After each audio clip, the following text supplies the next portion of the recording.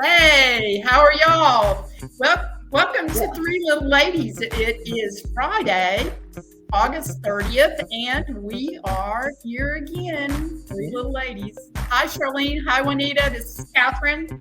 Yeah, we I uh, we haven't we haven't been together for a while. We've all of us have been traveling, and there's other things, so it's fun to get back together. It's good to be back in High Lake Wales. Yeah, I think some of our fans have been worrying about us. Yes, They're thinking, where are we? It's right. like, I don't know. But I anyway, wonder, I wonder what they thought happened to us.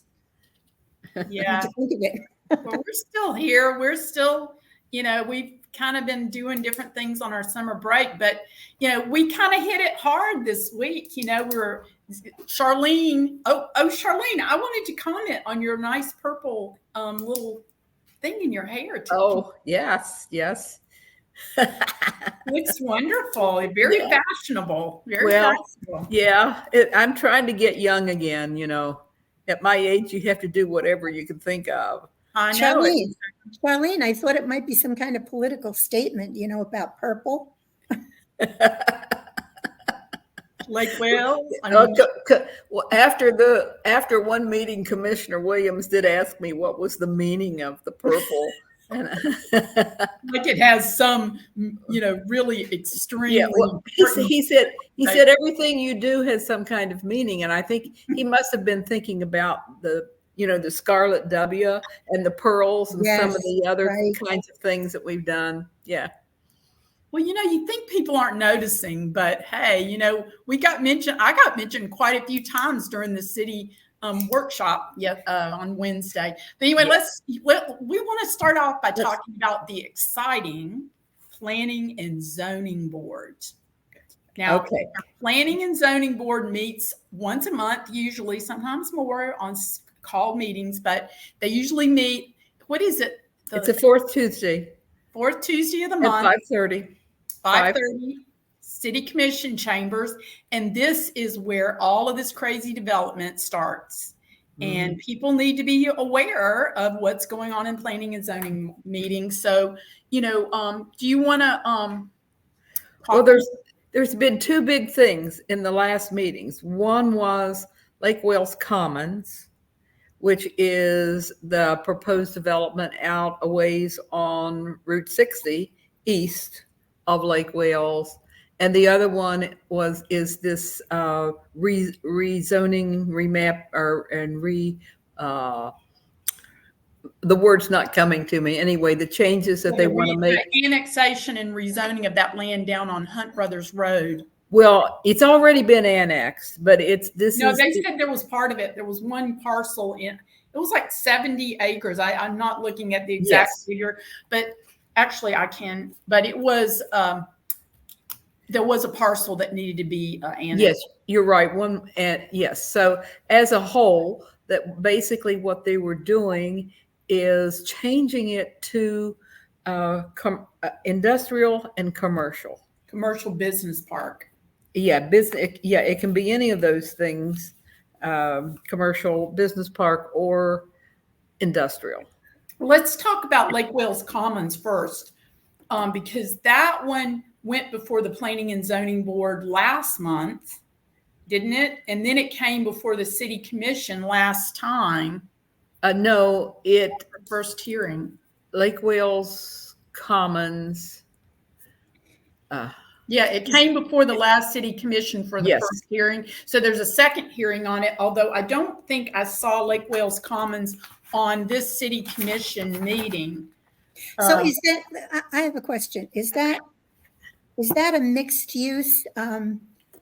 Is that the community that they wanted to make into a mixed use with commercial? And there would be also maybe some apartments, maybe some duplexes and everything. And it's not annexed though, right? It needs to be annexed. No, it's annexed. They annexed it and then they rezoned it. And they did that recently. Well, that came before the Planning and Zoning Board. I think it was the one back in July. It would be, And then it came before the city commission a couple of times ago. Yes, and I'm sorry, I'm not remembering correctly. It did come before the city commission, and I'm wondering why it's not on the city commission's agenda this coming Wednesday for a second vote.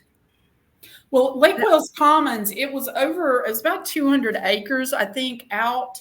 It's as you're going west on Highway 60. It's right before you get to that road that goes to the left to West Lake Wales. There's a big cow field on the left.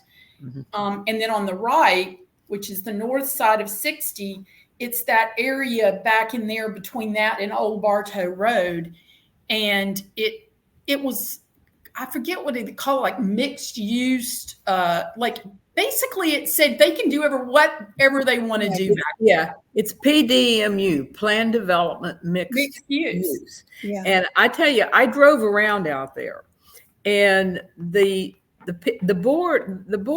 commission was told at first that was kind of predominantly citrus grove, active citrus grove, where that was already drawing water. However, now the next time they were told, I got up and I said, no, that's not true. It's not mostly citrus groves. And then they were told, well, maybe it's 50-50, but it's not 50-50. It's more like 80-20. I'd say 80% of the land is fields and trees, and maybe 20% of it at the most is citrus, active citrus. So it is going to require a lot more water for this development once it gets going.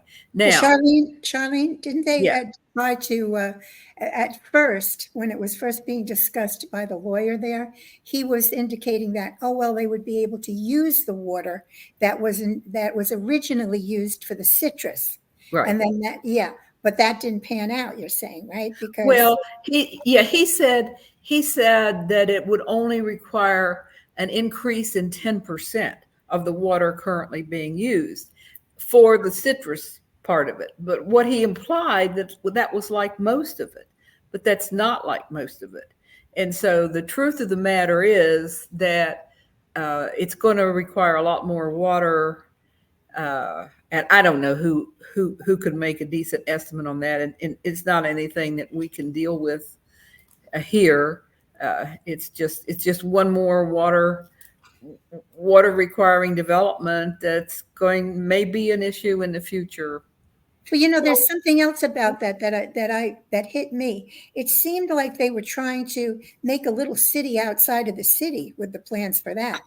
And when we talked about when we were all involved in Envision, we went and we put little stickers on a map on how we'd like to see development, proceed here in Lake Wales.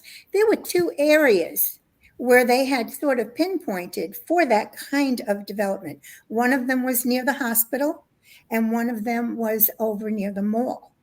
I would rather see them concentrate on those, because that's more, that's closer, first of all.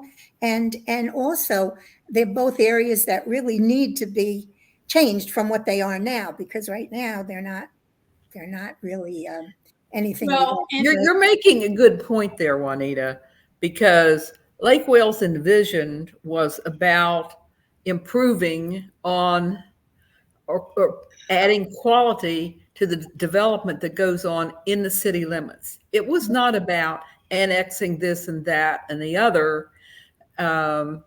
And really, nothing has happened to do that, to do what Lake Wales Envisions wants to do within the city limits. They haven't done anything to provide incentives, et cetera, or to market it in some way. All we're doing is talking about annexations now, and it just rezoning, annexation, rezone, rezone, and it's all rezoned for stuff we don't want. Where do we want it? Right. And that Lake Wales Commons, it was like 20 parcels of land they had cobbled together to create this thing. A lot of that out there is wetland. So we don't even know right now how much of that property is in truth is even developable.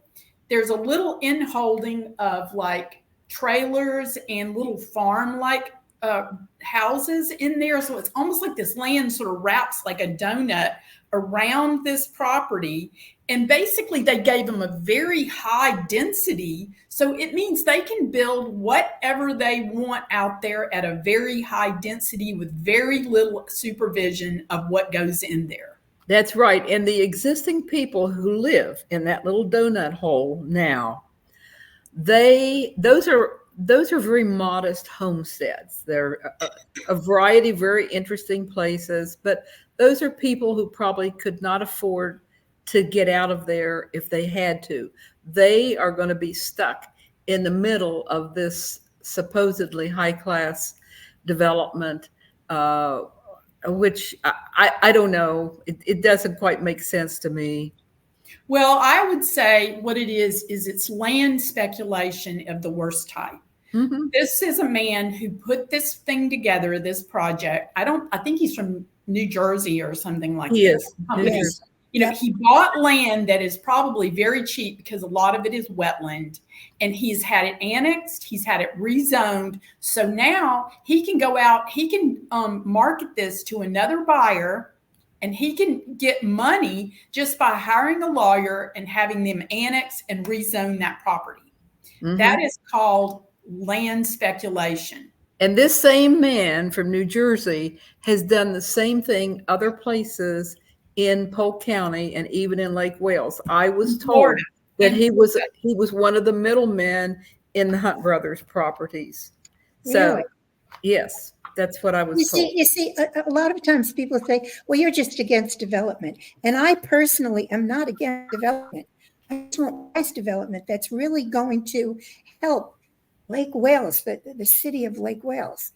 And when they waste time and resources on that kind of thing, I find that to be when they do it this way, where one person can buy the property and sell it to somebody else, and then that person will come to Planning and Zoning Board and get it rezoned and maybe annexed at water so that it's ready. It's supposedly ready to be built on. Then he can sell that property again for a profit.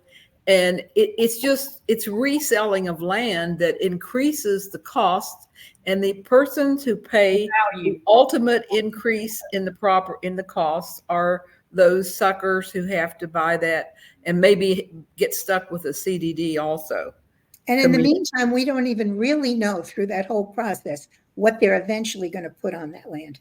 Exactly. Very little. It's almost like they've just thrown up their hands at the city. They've hired, Autumn Coachella quit. Now she's been hired back as a consultant, and basically she's just doing what they tell her to do. There's no oversight of development. It's probably worse than when we started Lake Wales Envision, and it's very discouraging because it is not in the best interest of the people that live in this town, in my opinion. Yeah, I am discouraged. I have to admit. Yeah, I have to say I feel. Let's go on and talk a little bit about. We had in the planning and zoning. There was also the Harper Estates, which was phase 2, and I think that does come. Does that come before the city commission this time? I think it may. Yes. It's just another cookie cutter. It's an addition to another cookie cutter type of development out there off of Mountain Lake Road North, they call it. Yeah. And it's a small development. It's only got 20 housing starts on it right now, or 22, I guess it is. And now what they're bringing on in is phase 2, which will be more of the same. It's just I drive through all these new developments. I drive through them on a regular basis, and is this what you do for fun? It's sad. They put one little stick of a tree on each lot, a few street trees, a few trees in the green spaces. But I mean, it just feels stark when you drive through these places.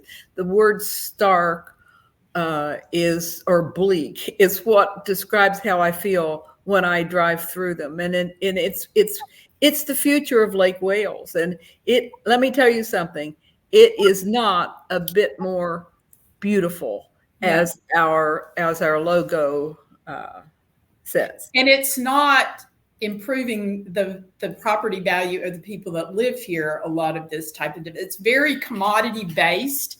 Mm-hmm. It's low cost housing that probably will not hold up over time.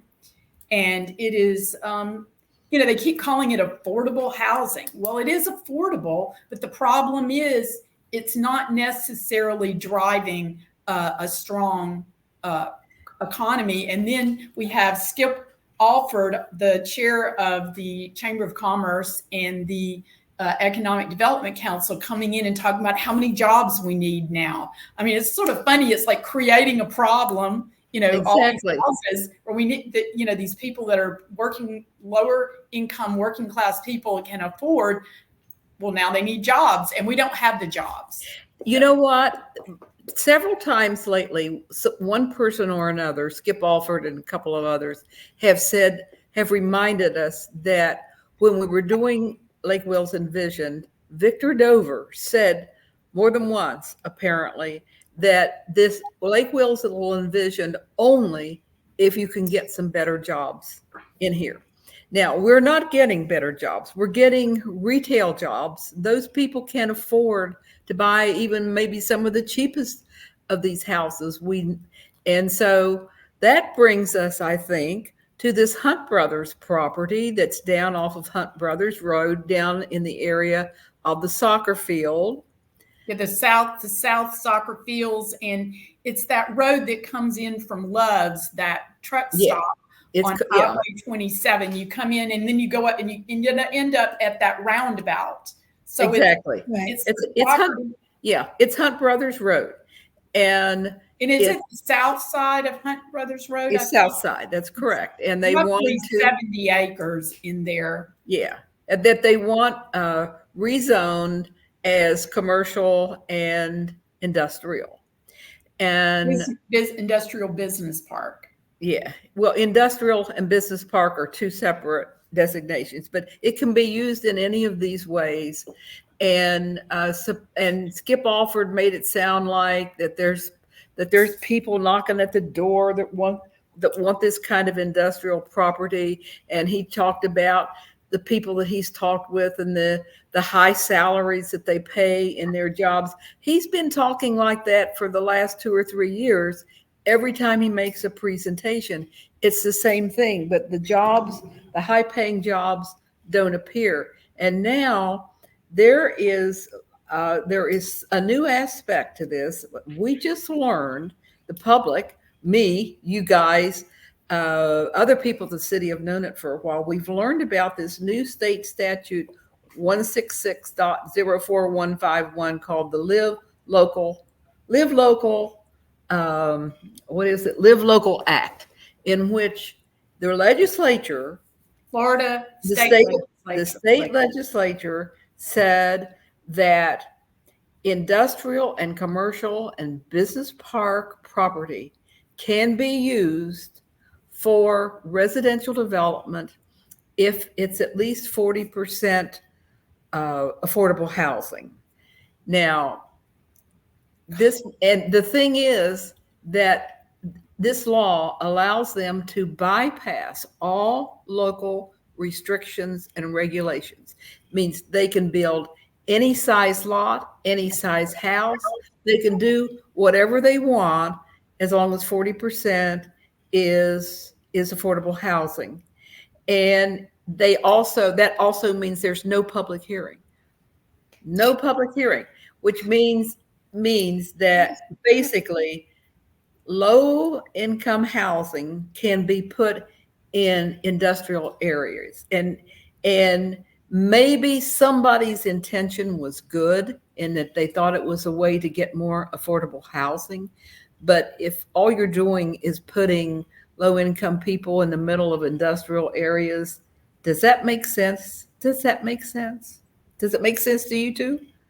Well, we've talked about this type of over the past years. There's been an awareness of discrimination based on where you place industrial close to low income houses and low income communities. And this seems like sort of like we're reverting to an older model of how you develop, you develop your industrial and then you put your very low cost housing right next to it, because that people that need low cost housing, they're the only ones that are going to move into that type of environment. I need to step in here for a minute because I'm having issues here. I'm frozen. And if if I try to fix it, then I'll go off and on. And I don't know if I should do that or not. Let me try removing you from the stage and bringing you back on. No, you don't even need to do that. I can do that. It's just I can do it. Just hold on. Okay. Juanita's gone. She left a minute ago. I think her new computer is causing problems. Yeah. Okay. She's coming back. Uh-oh. Now I think you're I think you're going to have to shut down and come back in. Yeah. Well, you know what? It's the internet here, I think, is what's happening here. But uh-oh. Well, anyway, we can go on and start talking a little bit while she's off. She'll come back in a minute. We also had the Community Redevelopment Agency budget meeting on. You back? Yeah, there she is. Sorry. Yeah. No, it's fun. There's, this is very low tech what we're doing. I don't understand why it's happening. It's always exciting. And these are important conversations. I really hate to have to interrupt with something like that. That's right. So we're back talking about the Community Redevelopment Agency had their budget meeting on Wednesday at 2:00 and rolled out their budget for next year. And, I just, the city budgets, like they're going to present their budget, some of the budgeting stuff at the city commission meeting on next Tuesday, September 3rd. And then we have this CRA. These are large dollar budgets, and they don't make any kind of PowerPoint presentation to the community, summarizing these budgets and explaining what's going on with them. Yeah. Well, one thing I would like to say with regard to the CRA is we are getting beauty in downtown Lake Wales. True. The CRA has been responsible. It's not necessarily all their money because they've done a good job of getting grants. And I would like to give the city staff credit for doing this kind of work, because that's one place in the city that is becoming a bit more beautiful according to our logo. But it's in great contrast to what's happening to the rest of the city. Well, there's two issues with the CRA that I'd like to mention, and that's like they're asking to expand. That would be in this city commission meeting, the expansion of the geographic area that is included in the CRA. And yet, I personally am against that because I feel like they're neglecting parts of the CRA that are already in the CRA. Like, for instance, the residential historic area that I happen to live in. We have sidewalks that are crumbling. We have alleys that you can't access. And they use this area a lot of times to explain what a traditional neighborhood TND,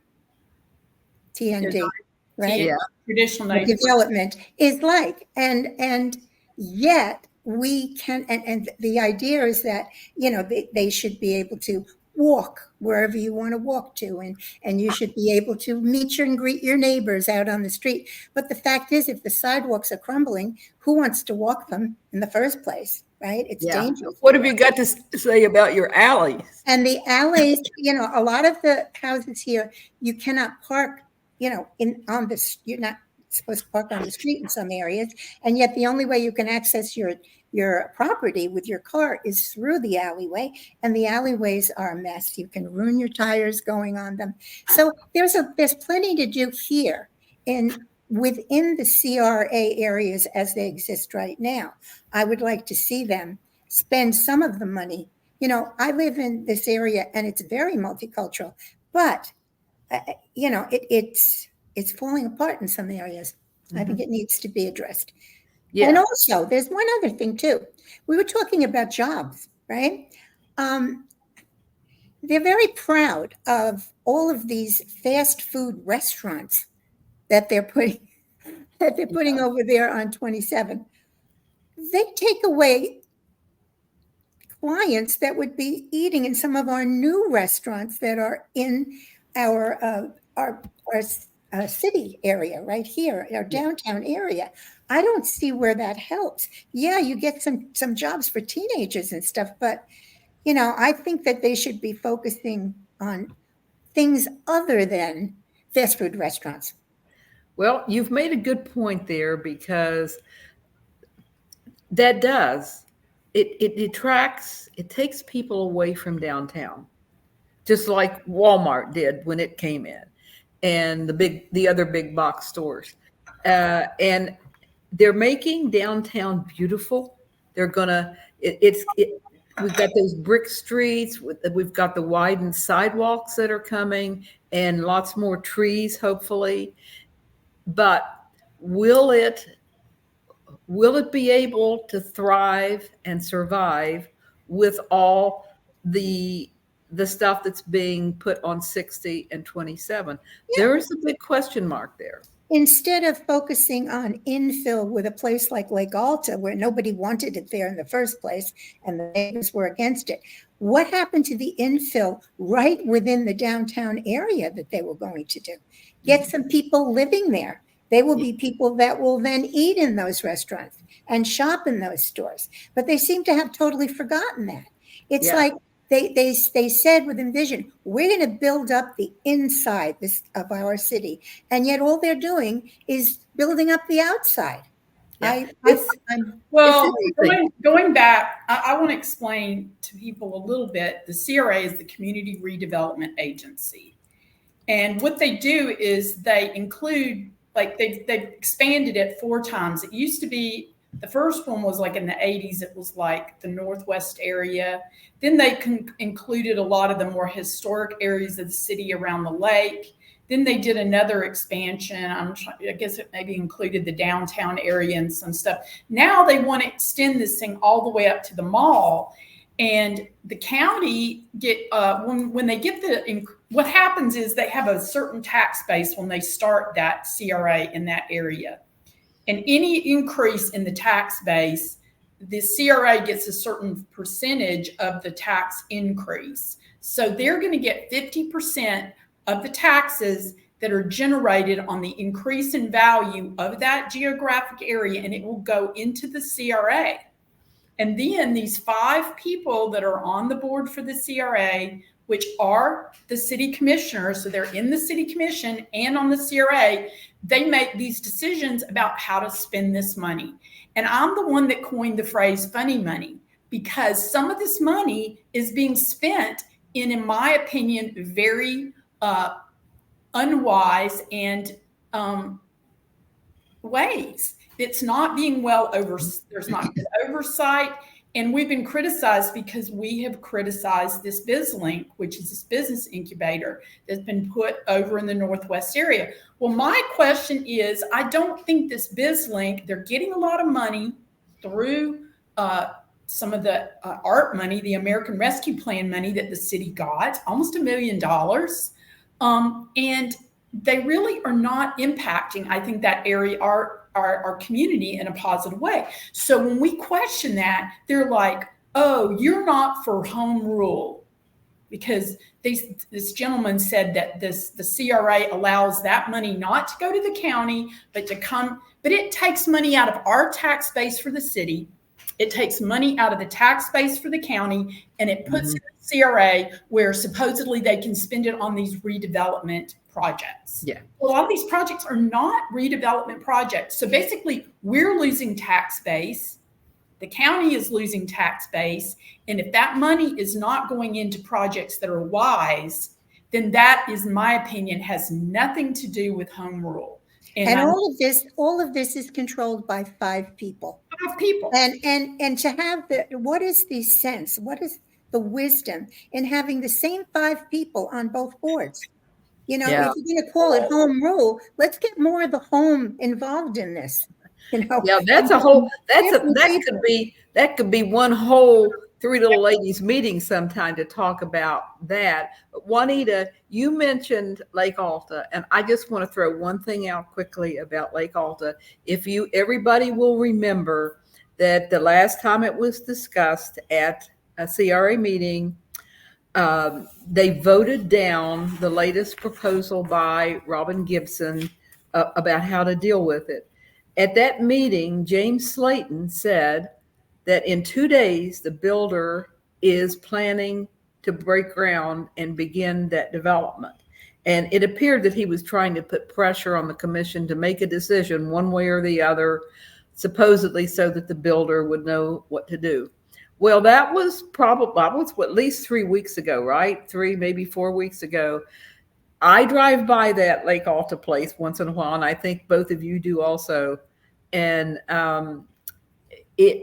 nothing has started. Not only has nothing started, it's totally overgrown with weeds. The developer, the owner, is not taking care of the property, and he's not started his development. So I can't help but wonder what the heck is going on with Lake Alta. It's a continuing saga. Those Well, poor I do want to people say, that live over there, those poor people that live over there, you know, they've been put through the absolute, ringer over this thing. Mm-hmm. But You you know- know, when I drove through there, also I've done that also. I know what you're talking about. That property that the man owns is a wreck. It's all overgrown. Uh-huh. But that Lake Alta, the lake part itself, is beautiful. It is And beautiful. I can It is. understand why the people there, which is not that far from all of us. We don't all live that far from it, right? Just because we're not across the street doesn't mean we're not in the neighborhood. And, I can see why they defend that all the time. It's beautiful. It's beautiful just being wild. There are gorgeous trees there. It's a lovely little oasis in the middle of development. And Mhm. I don't. Well, yeah. maybe if we keep talking about Lake Alta, we can end up having that designated as a park for the city and part of the park system, because it is connected to the Rails to Trails area. Yeah, it's part of the Olmsted original park structure, so it deserves attention. Yeah. They keep saying, somebody at one of the meetings keeps It's saying, like they're being "Well, it held isn't really- hostage. They're being held hostage to the CRA, right? They say it isn't really a park. It's not on any map. Well, I have a map right here, okay, and it's of the historic district, and right on it is, if you look over here, Lake Alta, right at the top. So that's bull. Excuse me, but that's what. Careful now, Juanita. Oh, wow. We're living up to our reputation as being the 3 little ladies right here. Listen, while we're sort of picking up on little pieces of things that we haven't visited for a while, I want to go back even a little bit further to the ADS plant. Remember, advanced drainage systems? I have learned The plastic pipe. the plastic pipe out there behind Orange Grove's shopping center back in there on Hunt Brother Road. The humongous, it's going to be huge when they build it. Yes. And there's no time to repeat what we all went through in fighting that, but I have learned a little something interesting, that the ADS people, the pipe plant people, have applied to county to be excused from, or to waive the requirement that they put sidewalks down Hunt Brothers Road and across, sidewalks that would be useful to all the developments that are going to be coming, and to the Highland Park Manor folks, et cetera. Those streets, those roads there are maintained by the county. So if you want to do something related to the road, like a sidewalk, you have to apply to the county. So I learned that they have applied to the county for waiver so that they don't have to put in the sidewalks. So I don't know what's going to happen, but we'll find out. When will that come? Will that come before the planning and zoning for the county? For the county, yes. When will that happen? I don't know. I don't have Maybe, it. maybe if we could find out when the planning and zoning for the county is going to happen. And I may have spoke wrong, Catherine. I'm not sure. I don't know the county's practices that well. So I'm not sure if it's going to go before the planning and zoning board or if it's just an administrative decision that's made. I don't know. Listen, I'll see if I can find out. So many things going on and so little time to figure out all this stuff. A lot of this stuff is so bureaucratic. It is just mind-blowingly boring stuff, but it ends up having such a big impact on the lives of the people that live here. And listen, guys, it's We're getting 35 minutes. We're 35 minutes, and I'm going to have to go soon. So I'm wondering. And I'm frozen again, right? So yeah, my dogs want to be fed. Imagine me with a smile on my face. It could have frozen me in a better expression, but anyway, I'm going to say goodbye. Okay.